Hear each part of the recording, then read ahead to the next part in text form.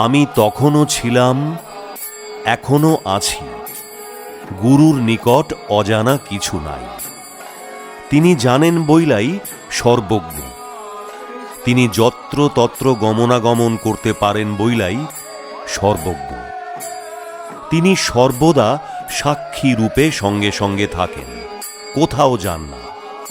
প্রয়োজন বোধে যে কোনো সময় যে কোনো স্থানে স্বরূপ পরিগ্রহ করতে পারেন এবং করেন। আমি প্রাণ রূপে তোমার মধ্যেই আছি। তুমি আমারে উপলব্ধি করো। উপ অর্থ নিকটে, লব্ধি অর্থ লাভ করার জন্য চেষ্টা করা। ভূত প্রেত নিয়া থাকলে আমারে লাভ করা যায় না। নাম, গুরু, ভগবান এক। শ্বাস প্রশ্বাসে নাম ধইরা থাকবার চেষ্টা করো, তবেই ভূত প্রেতের সংসার ছাইরা নাম সংসারের পরিকর হইতে পারবা।